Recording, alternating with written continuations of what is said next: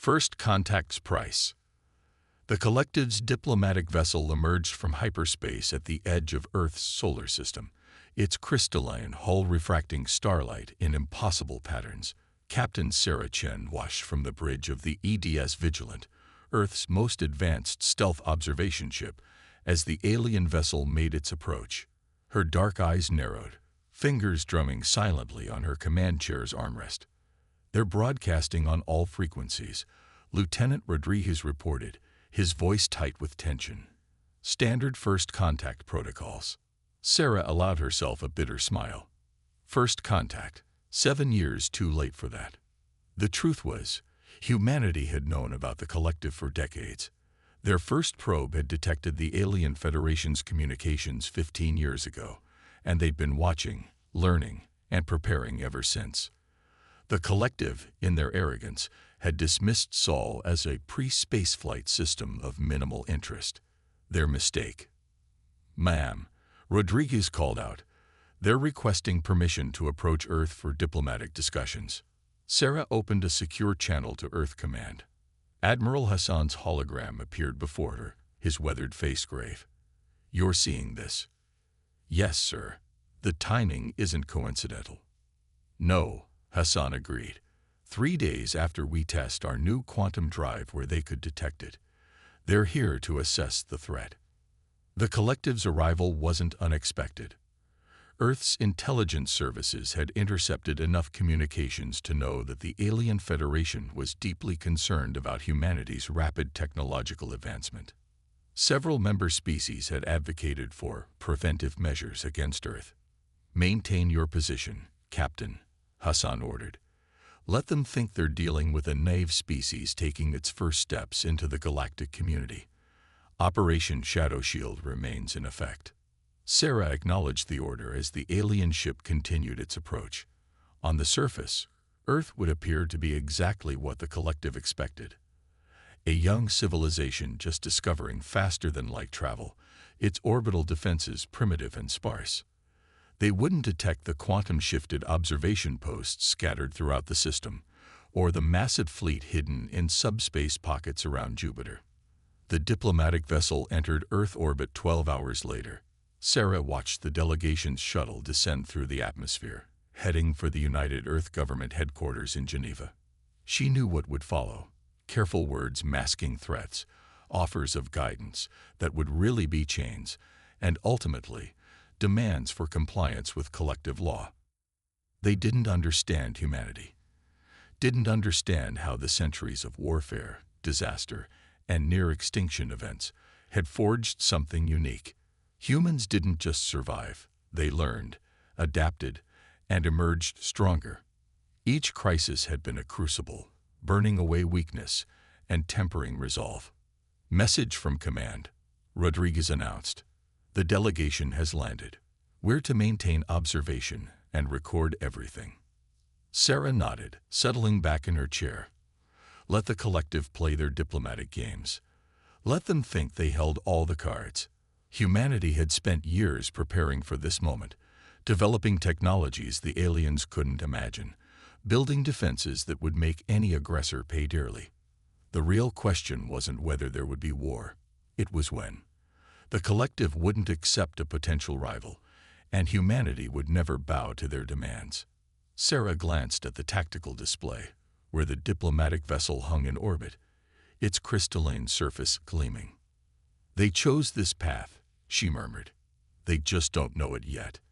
In Geneva, the delegation stepped into the United Earth Government's Grand Chamber, their bioluminescent forms casting shifting patterns on the marble floors.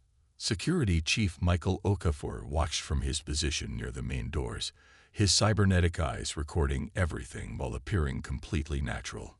The lead delegate, who had introduced herself as High Speaker Ixel of the Collective, approached the human representatives. Her translucent form rippled with colors that the diplomatic AI translated as indicating benevolent authority. "We come in peace," she began, her words rendered in perfect English by the translation field, "to welcome humanity into the greater galactic community." Michael noted how she positioned herself slightly above the seated human delegates, a subtle display of dominance that many species would instinctively respond to. The UEG representatives, carefully chosen and extensively briefed, showed no reaction. The collective, Ixal continued, has maintained peace and order among the stars for 10,000 years. We offer guidance, protection, and the benefit of our experience. Secretary General Amara Okoro leaned forward slightly, her expression pleasant but neutral. Humanity is honored by your attention, High Speaker. Though we wonder why the collective has chosen this particular moment to make contact. A flash of surprise rippled through Ixal's form, caught off guard by the direct question. She recovered quickly. We have observed your recent technological achievements with great interest. The development of faster-than-light travel is a significant milestone for any species. Indeed, Amara replied, though surely not the only reason for this visit. The game was beginning. Both sides knew the truth, but neither would speak it directly. Not yet. As the diplomatic dance continued, Michael's augmented senses detected the subtle energy signatures of scanning devices hidden within the delegates' ornamental accessories. Let them scan. Everything they could detect had been carefully crafted to tell exactly the story Earth wanted them to believe. High above, Sarah Chen's ship continued its silent watch, one of countless hidden eyes preparing for the storm to come.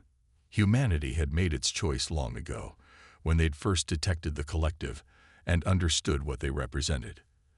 They would not be controlled, would not be contained. When war came, and it would come, the collective would learn just how costly underestimating humanity could be. Silent thunder. Deep beneath the Himalayas, in a facility that officially didn't exist, Dr. Maya Patel stood before a holographic display of humanity's newest weapon. The quantum-shifted battleship hung in the air before her, its dark hull seeming to absorb the light around it. Project Thunderbolt, they called it, though Maya preferred its unofficial nickname, humanity's insurance policy. Final systems check complete, her AI assistant reported. All parameters within expected ranges. Maya nodded, her fingers dancing through the hologram to highlight specific sections.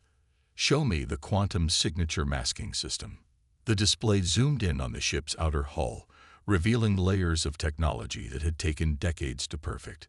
The collective thought they understood quantum mechanics, but they'd never imagined what humanity had achieved in secret. Dr. Patel. A voice called from behind her. Maya turned to find Admiral Hassan entering the lab, his uniform pristine despite the late hour. How close are we? The Thunderbolt is ready, she replied, gesturing to the hologram. And its sisters are not far behind. The collective scans won't detect them until it's far too late. Hassan studied the display, his expression grave.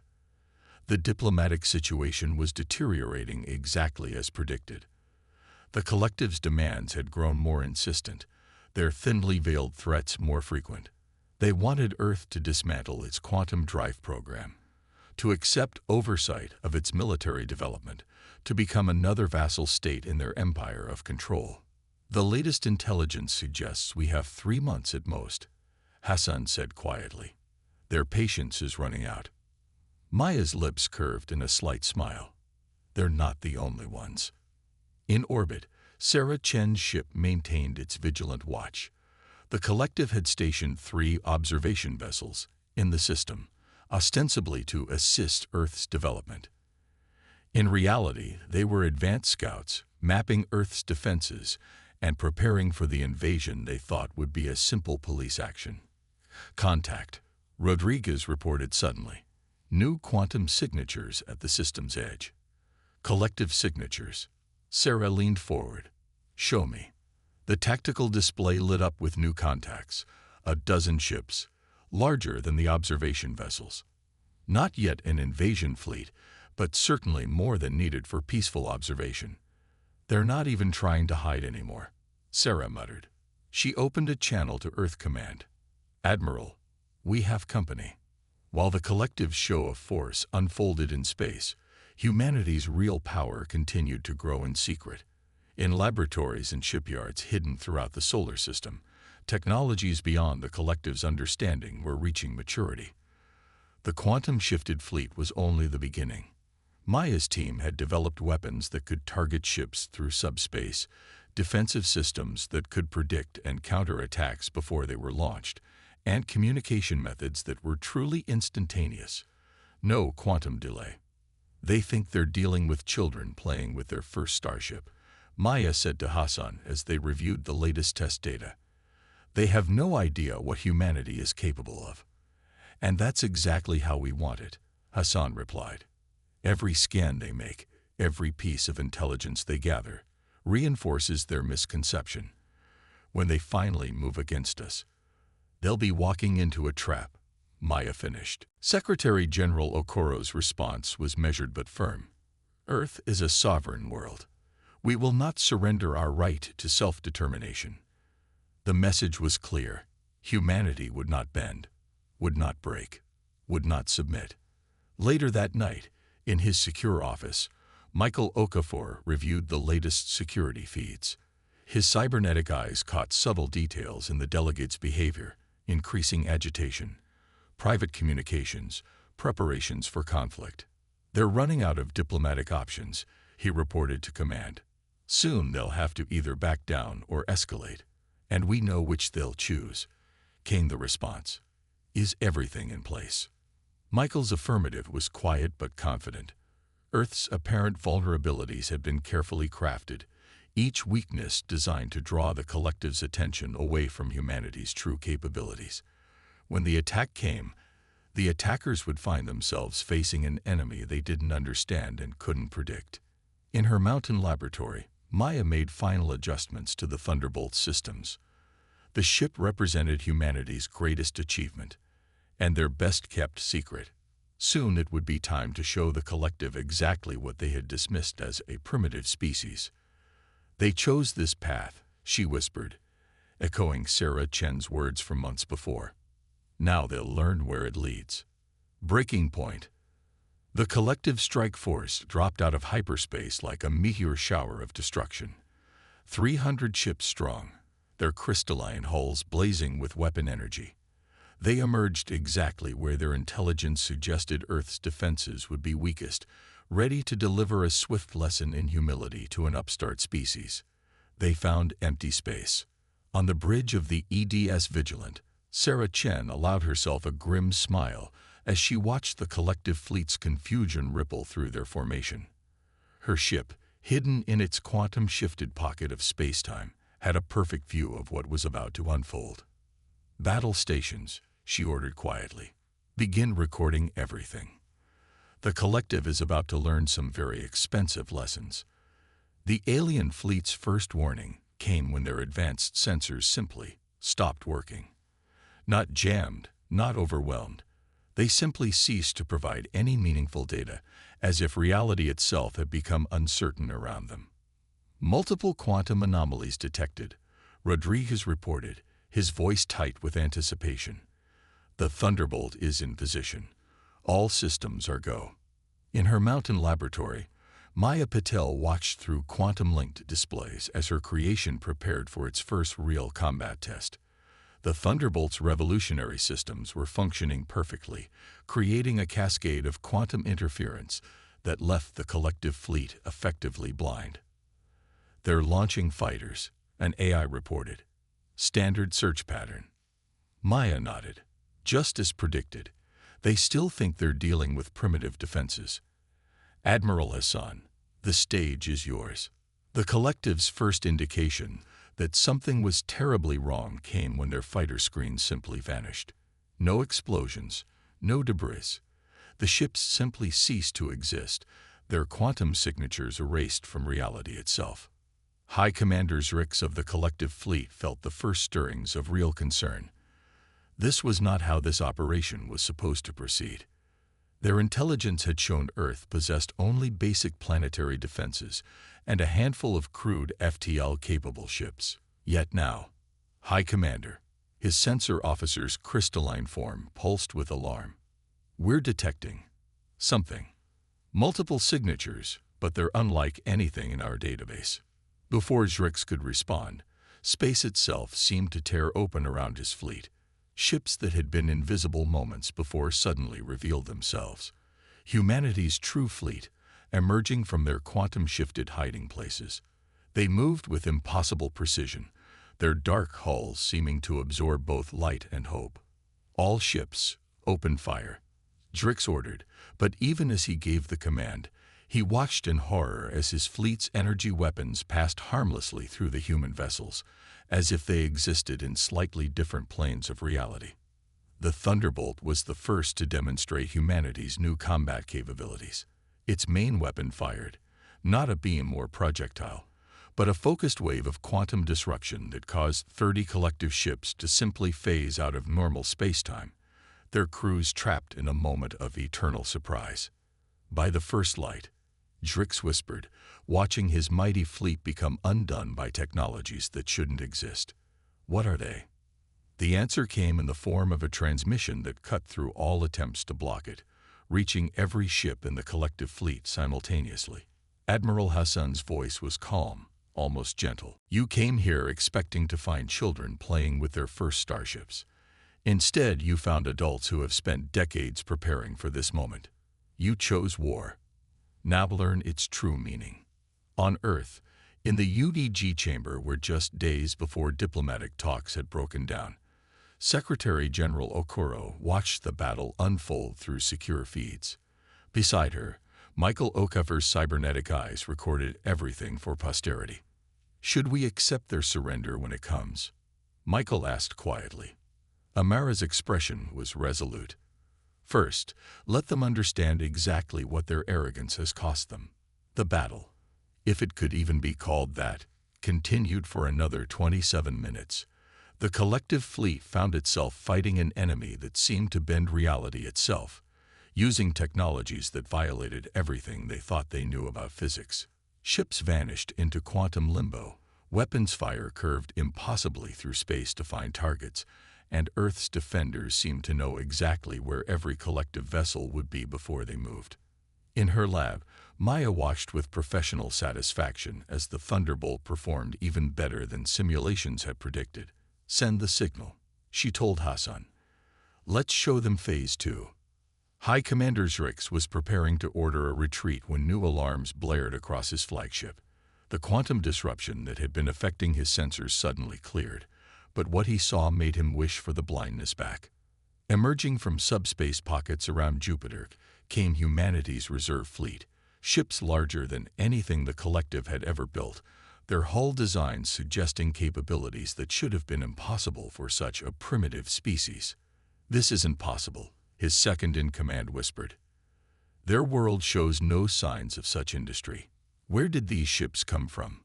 The answer, had they known it, would have been even more terrifying than the ships themselves. Humanity hadn't built their fleet in normal space at all. They had constructed it in quantum-shifted yards that existed slightly out of phase, with regular spacetime, invisible to any conventional observation. Sarah Chen watched from the Vigilant as the collective fleet began to break formation, their elegant battle strategies dissolving into panic. Send the message, she ordered, the one we prepared for this moment. Throughout the collective fleet, every communication system suddenly carried the same transmission, a simple text message in their own language. You considered us primitive because we fought among ourselves. You never understood that each conflict taught us something new. Every war was a lesson. Every battle made us stronger. You chose to make humanity your enemy. Now live with the consequences. Counter-strike. The quantum-shifted corridors of the Thunderbolt thrummed with power as Maya Patel made her way to the bridge. After decades of preparation, humanity was finally showing its full strength, and the scientist found herself both exhilarated and sobered by what was unfolding. Status report, she called out as she entered the command center. The bridge crew worked with practiced efficiency, their movements precise and controlled despite the historic nature of their actions. The collective's primary fleet is in full retreat, the tactical officer reported. Their remaining ships are struggling to maintain stable quantum fields for FTL jump initiation. Maya nodded, studying the tactical displays. The collective's mighty armada, which had arrived with such overwhelming confidence, was now scattered across the solar system. Those ships that could still flee were doing so, while others drifted powerless, their quantum cores destabilized by human weapons they never imagined could exist. Admiral Hassan is requesting your presence in the Strategic Command Center, her AI assistant announced. It's time for Phase 3. In Geneva, Secretary General Okoro stood before the United Earth Government Assembly, her voice carrying the weight of history. For centuries, humanity dreamed of reaching the stars. When we finally detected the collective, we discovered a galaxy ruled by fear and control, where innovation was stifled and independence was seen as a threat. She paused, letting her words sink in. Today, we show the galaxy another path. Deep in the quantum-shifted spaces where humanity had hidden its true power, Admiral Hassan reviewed the final preparations for humanity's counteroffensive. The holographic displays showed not just the solar system, but the nearby sectors of collective space. The quantum network is ready, Maya reported as she entered. Every ship in the fleet is synchronized. Hassan's expression was grim but determined. Begin the operation. Show them what humanity can really do. Across collective space, their carefully maintained order was about to shatter. The first sign came when their quantum communication network simply stopped working. Not blocked or jammed. The underlying quantum fields that made their faster-than-light communication possible had been fundamentally altered. In the collective's capital, the High Council gathered in emergency session. Their holographic displays flickered with distorted images of human ships appearing simultaneously in dozens of systems, using technologies that shouldn't exist. Impossible, one council member whispered, their crystalline form clouded with fear. They can't have this level of quantum field manipulation. They were primitive just decades ago. The answer came in the form of a transmission that bypassed all their security measures, appearing directly in their secure chamber. Sarah Chen's image stood before them, her uniform bearing the marks of Earth Command. Your mistake, she said calmly, was thinking that isolation meant weakness. Every challenge we faced alone made us stronger. Every problem we solved without help made us more innovative. You hid in your carefully controlled galaxy while we learned to bend reality itself. Throughout collective space, human ships emerged from quantum shifts, their dark hulls defying conventional physics. They didn't attack civilian targets or population centers. They didn't need to. Instead, they systematically disabled the quantum technology networks that the collective relied upon for everything from communication to basic infrastructure. Their entire civilization depends on standardized quantum field manipulation, Maya explained to Hassan as they watched the operations unfold. They never imagined someone would learn to alter those fields on a fundamental level. In her lab beneath the mountains, Maya's teams were already implementing the next phase of humanity's response. The quantum disruption fields they had developed didn't just disable collective technology. They forced it to operate in new ways, ways that the collective had never imagined possible. We're not just defeating them, she told Hassan. We're showing them how limited their understanding has been. Every law of physics they thought they understood, we've learned to transcend. On the bridge of the Vigilant, now coordinating operations deep in collective space, Sarah Chen received the reports from across the affected sectors. The collective's mighty empire, built on technological stagnation and enforced conformity, was facing an enemy that turned their own fundamental assumptions against them. Message from Earth Command, Rodriguez reported. Phase 3 is complete. The quantum field modifications are stable across all targeted sectors. Sarah allowed herself a small smile.